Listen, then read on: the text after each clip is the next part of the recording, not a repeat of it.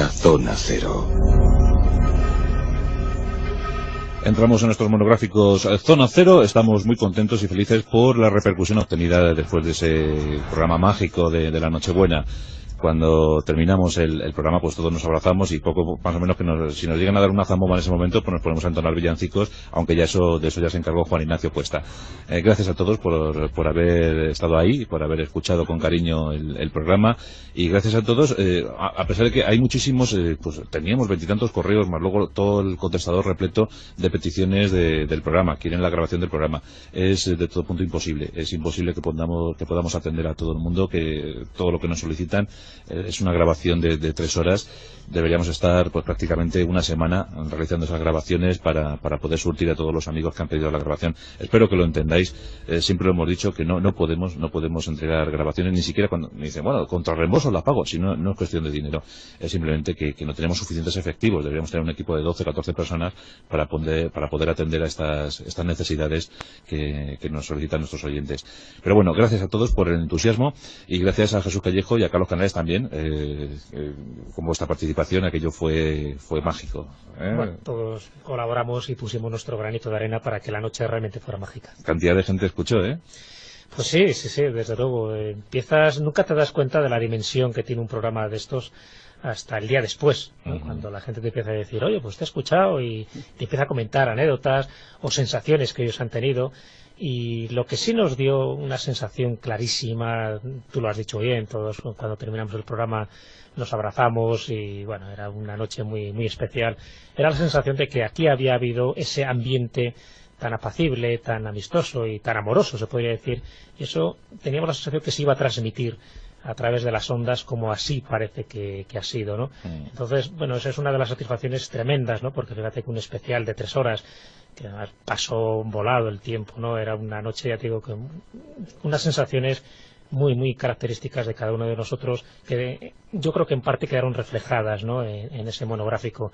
Y si además eso se transmite y la gente lo capta y llega, ¿no? Le llega esa sensación tan de buen rollete, podría decir, ¿no? Por utilizar una terminología muy actual, sí. Yo creo que es lo mejor, ¿no? Que nos puede pasar, porque quiere decir que trascendió ese amor navideño, ese espíritu de la Navidad trascendió del estudio y llegó a cada uno de los hogares, a cada una de las personas que lo estaba escuchando. Aquí nuestras estrellas de la Zona Cero, pues ya las conocéis, Jesús Callejo, Bruno Cardeñosa, Carlos Canales, pero en el especial de Nochebuena, Carlos, yo creo que ha nacido una estrella, Juan Ignacio Cuesta. Esa tarde yo llamaba a Carlos para comentar algunos asuntos del programa de esa noche, y estaba en plena caimada con Juan Ignacio. Sí, vamos, está en su mejor momento el bacterio, ¿eh? Sí, la verdad es que cantó muy bien los villancicos.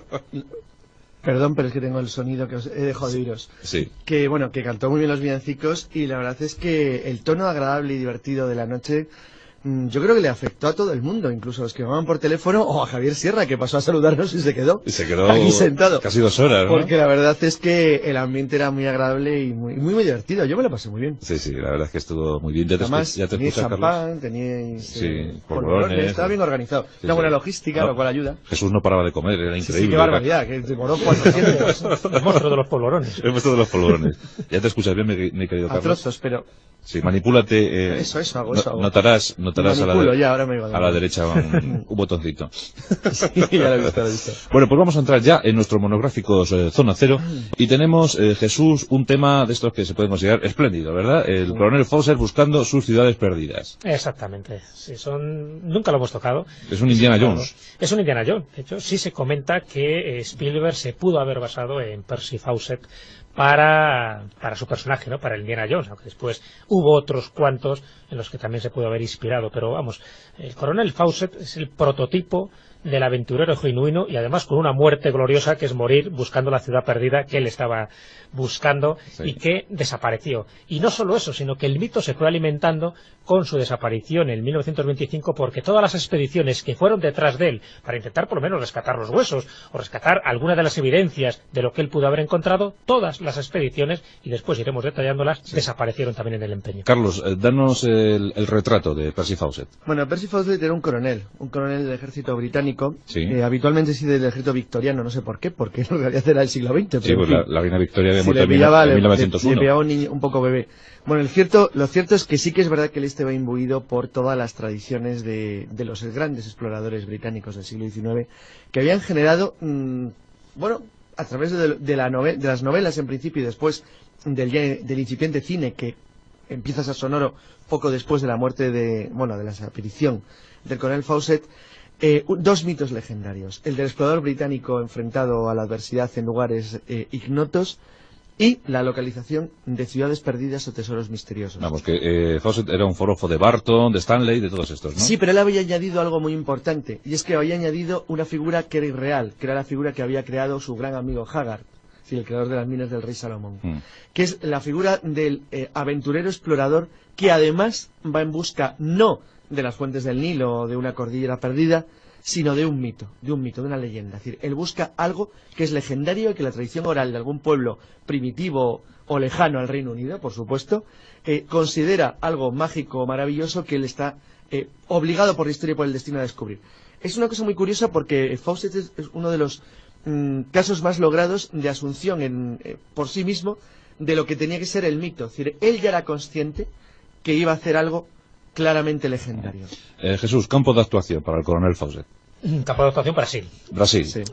Brasil es donde él desempeña todas las expediciones más célebres y donde desaparece definitivamente. Fíjate que los británicos siempre muestran querencia por África, por Asia, ¿verdad? Pues este Brasil. Sí, Brasil, pero Brasil también un poco por casualidad, ¿no? Porque él fue allí a principios del siglo XX, más o menos alrededor de 1900, pues para fijar los límites entre Perú, Bolivia y Brasil durante el auge del caucho. Y ahí empieza él a descubrir pues muchísimos enigmas.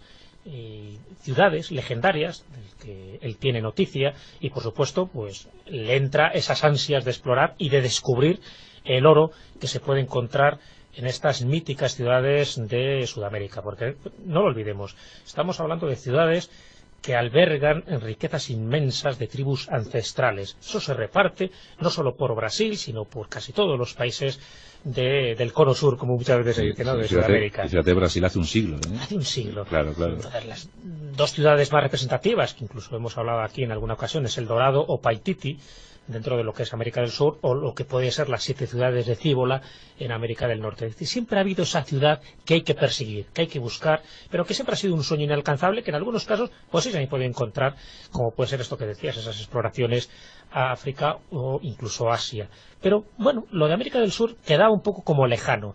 Mira tú por dónde el coronel Percy Fawcett, por otro tipo de negocios, sí empieza a tener noticia de ciudades perdidas. Entonces aquí entra ya una historia oculta muy importante, porque siempre se habla de la ciudad perdida que va buscando el coronel Fawcett, y realmente son dos ciudades perdidas las que va buscando, y en dos estados diferentes. Uno en el estado de Bahía, que al parecer encuentra, y otra en el Mato Grosso, que si encuentra nunca lo llegamos a saber porque desaparece junto con su hijo y junto con el amigo de su hijo, de una forma misteriosa que después empezó a indagar las posibles teorías. Entonces, Carlos, tenemos a un coronel británico de formación académica victoriana, pues a la antigua usanza, a la antigua usanza, que se encuentra en una inmensidad de 8 o 10 millones de kilómetros cuadrados, y cuando va a buscar unas fronteras determinadas se encuentra con la gran frontera del misterio, ¿no? No, es que no es casual. Efectivamente, como ha dicho Jesús al principio, él colaboró en la solución del litigio del Estado Libre de Acre,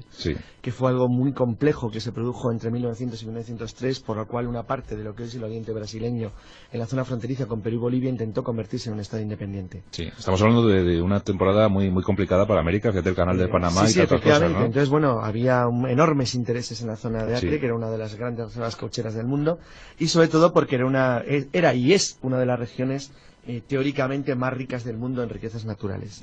Ahí Fawcett, que era una persona, bueno, los ingleses, aparte que tenían un enorme prestigio en el siglo XIX y principios del XX en todo el mundo, por razones obvias, era la gran potencia mundial, Él en concreto demostró desde el principio un enorme interés por todo lo que sucedía en Brasil. ¿Pero él fue como asesor independiente o fue enviado? Sí, él forma parte de un arbitraje en el cual se intentaba medir cuáles son las zonas de las cadenas montañosas fronterizas en medio de la selva, porque si selva, no curiosamente donde buscaba la ciudad, en la frontera entre lo que es Brasil, Bolivia y Perú. ¿Esto pertenece a esto? ¿Esto pertenece a otro? Claro, porque, bueno, de hecho, la polémica acabó que él se va antes en que la gente de Acre, es decir, los colonos establecidos de manera semi-ilegal en Acre, llegan a declarar un estado libre e independiente que duró 3 años. 3 años. Bueno, el hecho cierto es que él, muy abierto a las tradiciones y a las leyendas de la zona, recibe noticias de una expedición portuguesa que se había producido en el año 1753 a la búsqueda de un lugar perdido que los exploradores portugueses llamaban Muribeca. Las minas de oro de Muribeca. Esta expedición duró 10 años y está documentada. Que es lo que duraban las expediciones antes. Exacto, una expedición de las de verdad. Sí.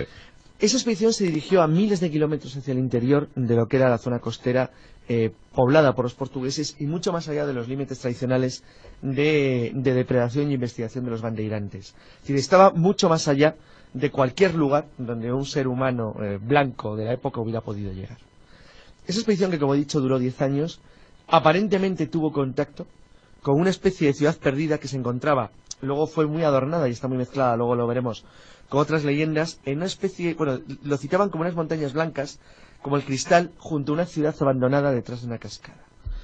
Bueno, eso le fascinó de tal manera que él intentó investigar, a través tanto de la Iglesia como de los antiguos archivos del Imperio, es decir, brasileño, y del gobierno colonial portugués, qué podía haber de cierto en aquello. Y descubrió que había algo más que una leyenda. Primero, que la expedición existió. Segundo, que las fuentes más o menos tocadas por la leyenda eran legítimas. Es decir, alguien había llegado a un lugar misterioso, probablemente en la zona de la Sierra del Roncador, en el interior del Mato Grosso brasileño, y ese lugar era muy posible que existiera y que además pudiera ser encontrado, si no con mucha facilidad, con cierta facilidad. Cuando digo cierta facilidad, es que aunque el lugar es tremendamente complicado, yo me acuerdo que tuve un día una charla de casi 2 horas con Pablo, además con tranquilidad, con planos y con muchos datos sobre la zona en la que él buscaba, en la que él había buscado la ciudad perdida de Fawcett. Y efectivamente todavía hoy en día, debido a las riadas, a las lluvias torrenciales que hay estacionales, a los conflictos que hay entre la FUNAI, la Fundación del Indio y las tribus de la zona, es un lugar muy complicado. Sí. Pero lo que no es un lugar de selva cerrada. ¿Con qué nombre, Jesús, entonces empieza a obsesionar a nuestro querido coronel? Pues primero con las minas de oro de Muribeca. O sea, es el primer gran objetivo, claro, para el coronel. Porque en las referencias hay un manuscrito que es importante, que es el que acaba de citar Carlos, que se le llama como el documento o el manuscrito 512. Ahí es donde se da pues todo tipo de detalles sobre esta expedición portuguesa al mando de Francisco Raposo, y que cuando la manda al virrey de Brasil, a Luis Peregrino de Carvalho, en 1753, se empieza a saber todas las particularidades de esa expedición, donde se habla de estas minas de oro de Muribeca, lo cual eso ya hacía que se le pusieran los ojos chiribitas al coronel Fawcett y a todos los demás, pero también de una ciudad perdida que se encuentra cerca de estas minas, una ciudad antigua, misteriosa y abandonada.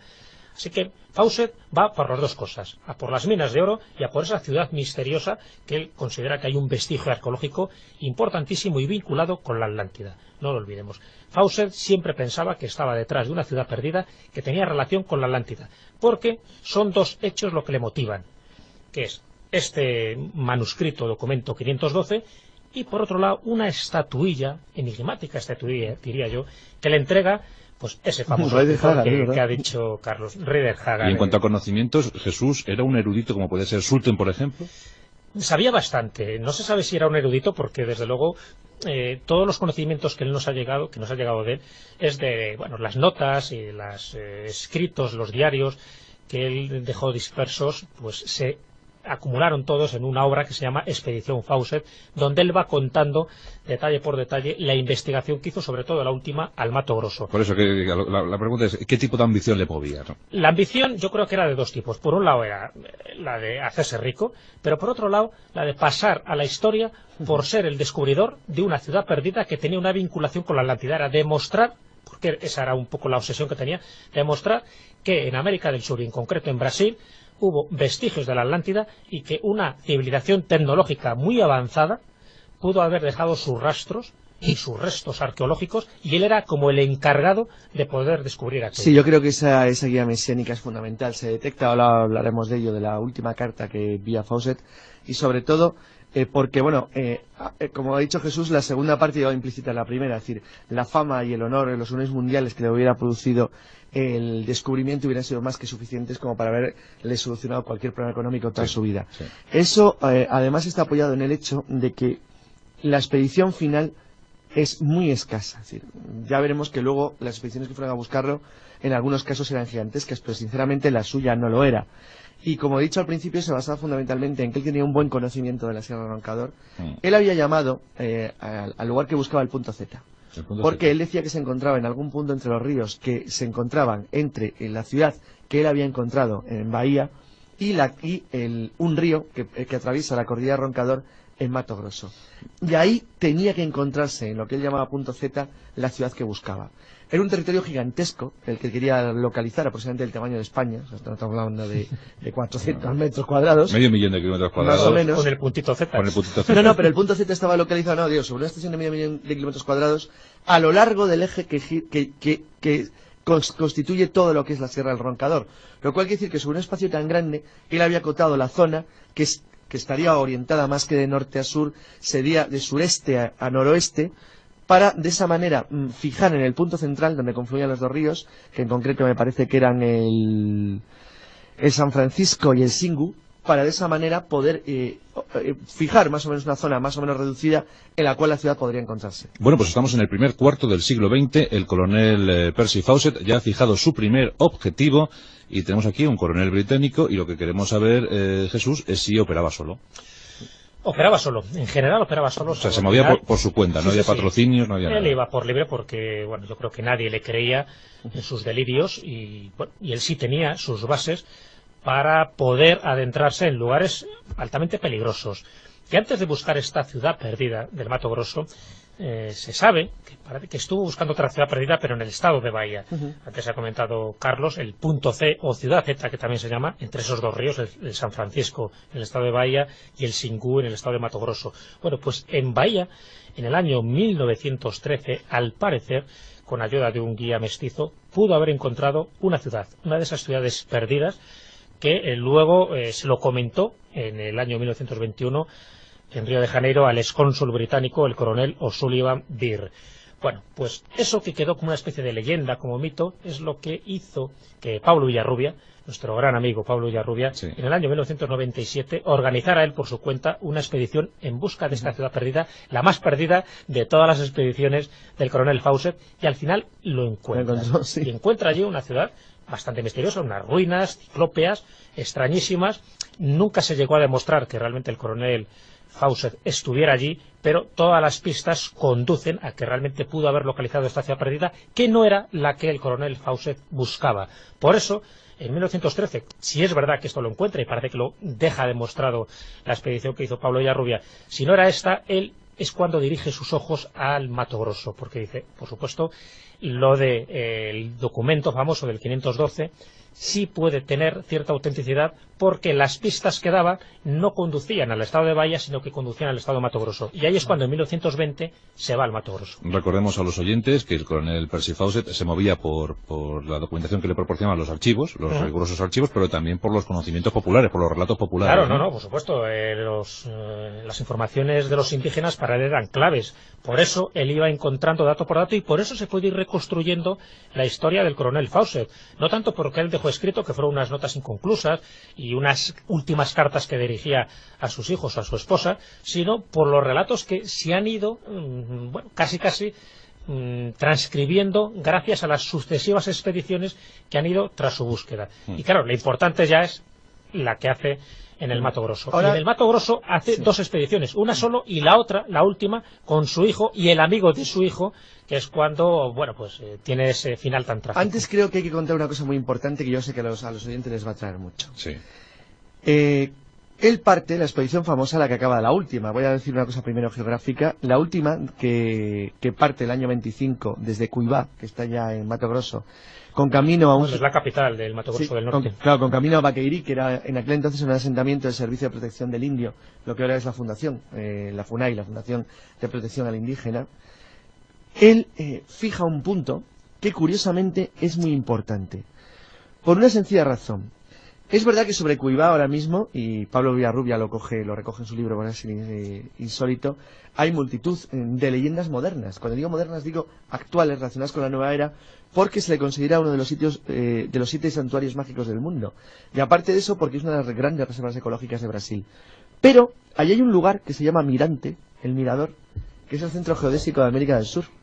Es el centro exacto de su continente americano.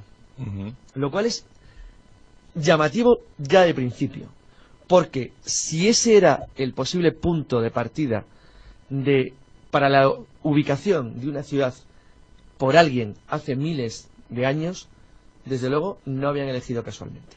Ajá. Bueno, pues el Mato Grosso es el nuevo objetivo y definitivo, ¿verdad? Para el coronel Fawcett. Pero vamos a ampliar un poco sobre las presuntas riquezas que el coronel Fawcett buscaba. ¿Qué esperaba encontrar en esas ciudades perdidas? Pues mira, él se basaba sobre todo en ese documento 512 donde se decía que esa expedición portuguesa de Raposo habían descubierto esas minas de oro cerca de esa ciudad, y con una cascada, se hablaba de esa cascada misteriosa, de unas montañas blancas como el cristal, importantísimo, porque ya está reflejando como una especie de mundo mítico, y a partir de ahí se empiezan a disparar muchísimos de los comentarios, y hay que irnos un poco a su cuaderno de bitácora, esa expedición Fawcett, donde se recogen todas sus notas. Una de esas notas se lee: la solución del origen de los indios de América y del mundo prehistórico la tendremos cuando sean descubiertas y abiertas a la investigación científica las antiguas ciudades de la civilización solar. Pues yo sé que estas ciudades existen. Y cuando hablaba de estas ciudades, en concreto de esa ciudad mítica que él iba persiguiendo, la describía de la siguiente manera. Él decía que era una ciudad que seguía viva, que no estaba muerta, que a pesar de que estaba abandonada todavía tenía vida, que estaba habitada, que estaba iluminada por la noche por luces frías y que era una tierra prohibida. Y le estaban hablando, pues eso, de las míticas ciudades como Paititi, como El Dorado, donde además de todas las riquezas de oro y de plata que podían contener, estaba hablando de un tesoro arqueológico y posiblemente espiritual. Sabes que una de las críticas que le hicieron a Percy Fawcett es que al final se convirtió como demasiado místico, que creía muchísimo a los medium, que creía muchísimo en esa estatuilla, por ejemplo, que le dio Rider Haggard. Él pensaba que esa estatuilla le había transmitido una serie de conocimientos de la ubicación donde podría estar esta ciudad perdida. Es decir, estaba imbuido en una especie de mística, pero también de unos conocimientos arqueológicos importantes, y eso es lo que le motivó a adentrarse en lugares prohibidos, en lugares peligrosos donde había tribus realmente que las gastaban muy mal, y que realmente ahí parece que se perdió definitivamente. Pero ojo, alimentando toda una leyenda de que a lo mejor no pudo haber muerto, no pudo haber sido asesinado, sino que viviría en una de las ciudades subterráneas del Roncador, que es una de las zonas del Mato Grosso. Era un coronel prestigioso dentro de la sociedad británica. ¿Cómo fue tratado? ¿Le criticaron? ¿Admitieron sus investigaciones, sus expediciones? No, lo que ocurre es que como desapareció en 1925 de una forma brusca, él se sabía, y eso lo conocían pues un poco, no solo su familia, sino la comunidad científica. Él sabía que estaba en busca de una ciudad perdida porque era su obsesión. Sí. Eso ya se sabía. Sí. Entonces, cuando desaparecen esas noticias, porque él regularmente va escribiendo cartas a su hijo Brian y a su esposa, él va con su hijo Jack y con el amigo de su hijo, que es Raleigh Rimmel. Entonces siguen con cierto interés pues a ver lo que pueden encontrar. Consideran que está algo loco, bien, pero casi todos los locos al final acaban descubriendo algo que es importante para la ciencia. Pero era la Belle Époque y esto se estilaba, ¿no? Claro, cuando en 1925, y sobre todo a raíz de su última carta, que es el 29 de mayo de 1925, llega la última carta hablando de un enigmático campo del Caballo Morto, que es un nombre ficticio para despistar a los aventureros que quisieran buscar esa ciudad perdida, y ya no se sabe más de él. Lejos de quedar desprestigiado, se alimenta el mito, y se alimenta hasta tal punto que rápidamente empieza a haber expediciones, porque desaparece en el 25 y en el 27 ya se va buscando esa ciudad Z, como también se la llamaba, no solo la ciudad perdida, sino la ciudad Z. Y en 1927 es un francés, precisamente, Roger Courteville, quien viaja por el estado de Minas Gerais para informar a las autoridades que había visto en la selva a un hombre enfermo y medio enloquecido que afirmaba llamarse Fawcett. nadie le creyó a este hombre, a Kurt Ervin. ¿Por qué? Porque, bueno, al final no demostró nada, sus relatos eran contradictorios y bastante incoherentes. Sí, pero hay ya dos cosas. Esto, Carlos, suena a Fawcett, supongo. Claro, pero a partir del relato de Kurt Ervin hay una cosa muy curiosa, y es que sobre Fawcett en esos 3-4 años se había generado ya un mito mundial. Claro.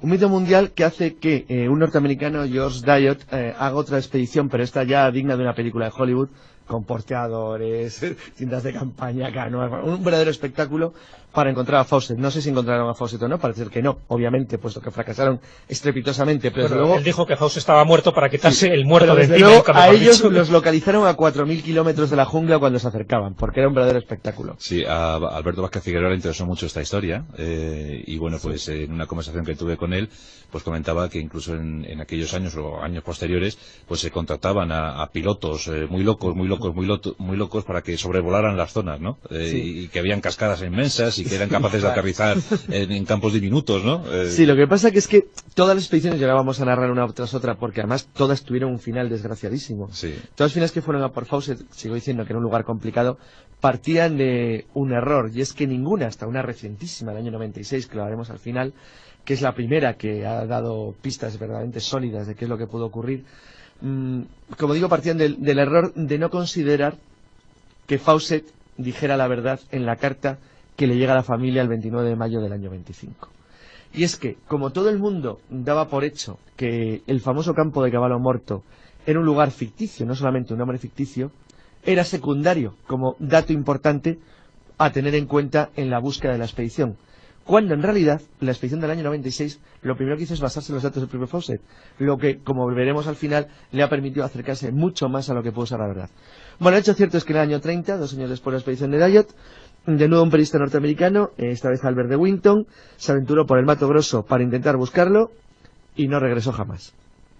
O sea que el camino abierto por Fawcett era muy peligroso. Claro, supongo, porque ¿no? lo mismo le ocurrió a Stefan Ratting, un suizo, que desapareció también. También desapareció. Entonces, ya claro, la cosa estaba empezando a convertir en algo realmente peliagudo, porque cada vez había más gente a la que buscar. En estas leyendas populares, ¿se hablaba de indios custodios de estas ciudades? Sí, además de varios indios. Y de hecho, yo he recogido testimonios por lo menos de 2 indios diferentes. Uno de los indios calapos y los otros eran los indios murciélagos o murcegos, como así se les llamaba. Sí. Y aquí es donde entramos pues en la expedición más importante tras las huellas y la búsqueda, ¿no?, del coronel Fawcett, que es la que se realiza en abril de 1951 por Orlando Vilas-Boas. Era un explorador especializado en contactar con indígenas y seguir el rastro pues de personas desaparecidas, y conocía el medio donde se pudo haber desenvuelto el coronel Fawcett. Bueno, participa en esta expedición cuyo objetivo era descubrir definitivamente el paradero de Fawcett y eliminar ya todo tipo de leyendas, de rumores que corrían alrededor de este coronel, como esas que acabamos de contar, que estaba medio loco por ahí por la selva, sí, o que le habían asesinado, o que vivía en alguna ciudad subterránea. Bueno, él llega, hace amistad, por supuesto, con los indios calapos, que es la zona donde él cree que pasó sus últimos días, y llega a arrancar la confesión del jefe Cuilí, que es uno de los ancianos de esta tribu de los calapos. Y ese es un testimonio importante, porque el jefe Cuilí le dice de forma confidencial, claro, después lo contó públicamente y por eso también lo estamos contando nosotros. Así entre tú y yo. Le dice que no pase de aquí, pero el bravo jefe Cubucuira ha asesinado a los 3 extranjeros. Claro, ese testimonio ya le llamó muchísimo la atención, le mosqueó, se podría decir. Sí. ¿Cómo? ¿Qué 3 extranjeros eran esos? Y ahí empieza a tirar del hilo del relato de este anciano, de Cuilí, ¿no? Entonces, bueno, él supone que se está refiriendo al teniente coronel Percy Fawcett, que tuvo pues una conversación, yo creo que un encontronazo realmente con estos indios, y en concreto con este jefe, ¿no?, Cabuicuira. ¿Un encuentro o un desencuentro? Un desencuentro, porque lo que hace Fawcett, su hijo y el amigo de su hijo, es que piden que le suministren porteadores y canoas para proseguir el viaje por el río, pero lo hace, parece que de forma poco amigable, exigiéndolo, ¿no? Dice, uy. El Cabuicuira, enojado... Como que ese día no llevó cuentas de colores. Parece ser. Le faltó la diplomacia, sí, que sí, caracteriza a cualquier buen inglés. Sí. Bueno, Cabuicuira, enojado, no solo no le ayudó, sino que le montó una emboscada, durante la cual eso es lo que cuenta ese relato que después nos transmite Vilas-Boas, durante la cual el propio Cabo Icura golpeó al teniente coronel con una piedra en la cabeza y muere en el acto. Pero además a traición, porque va por la espalda y le pega una pedrada que le deja en el sitio.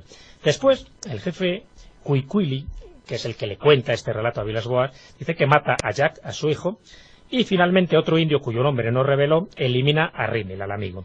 Explicaron que los dos jóvenes fueron ahogados en una laguna en donde murieron, y solo Fawcett fue enterrado por tener los honores de jefe blanco, ¿no? Bueno, parece que era el jefe de la expedición, como así era.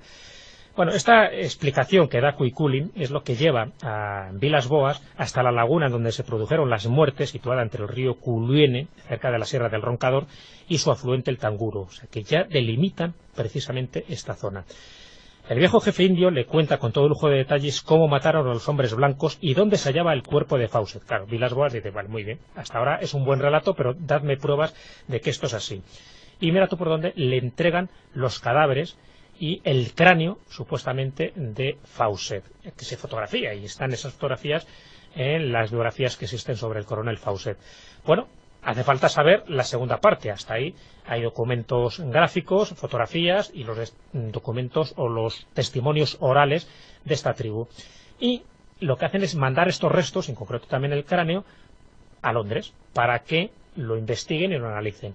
Y uno de los hijos de Fawcett, Brian Fawcett, es el que examina el supuesto cadáver de su padre, indicando que realmente no se trataba de los restos de Percy Fawcett, porque la altura del muerto era inferior a la que tenía el teniente coronel, y por otra parte, pues dice que un minucioso estudio llevado a cabo por la Royal Anthropological Institute, esta institución científica, opina lo mismo, ¿no?, de que no coincide lo que es la altura y lo que es las dimensiones craneales con lo que se supone que era del coronel Fawcett.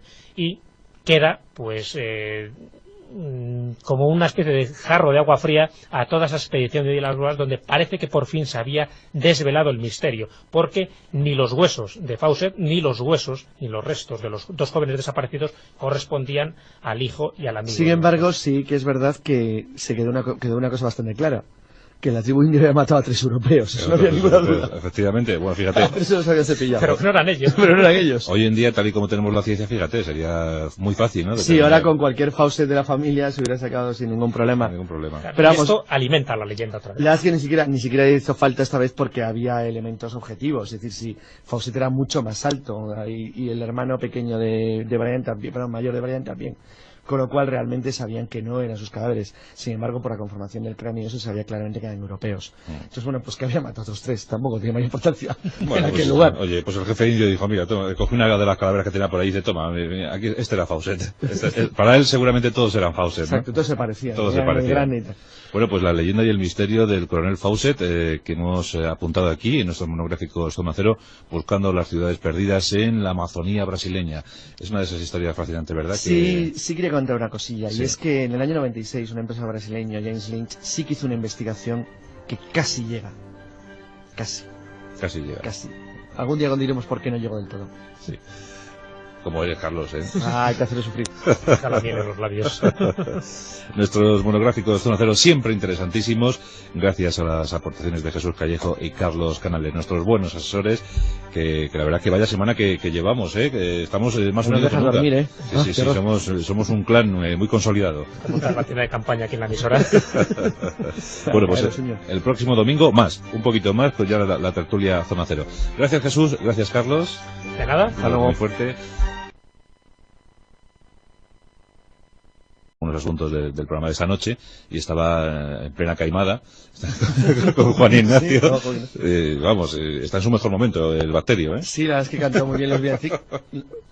Perdón, pero es que tengo el sonido que os he dejado de oíros. Sí. Que cantó muy bien los villancicos y la verdad es que el tono agradable y divertido de la noche, yo creo que le afectó a todo el mundo, incluso a los que llamaban por teléfono, o a Javier Sierra, que pasó a saludarnos y se quedó aquí sentado. Casi 2 horas, ¿no? Porque la verdad es que el ambiente era muy agradable y muy divertido. Yo me lo pasé muy bien. Sí, la verdad es que estuvo muy bien. Además, ya te teníais escuchas, champán, Carlos. teníais polvorones, estaba bien organizado. Sí, una buena logística, lo cual ayuda. Jesús no paraba de comer, era increíble. Sí, qué barbaridad, que demoró 400. El monstruo de los polvorones. El monstruo de los polvorones.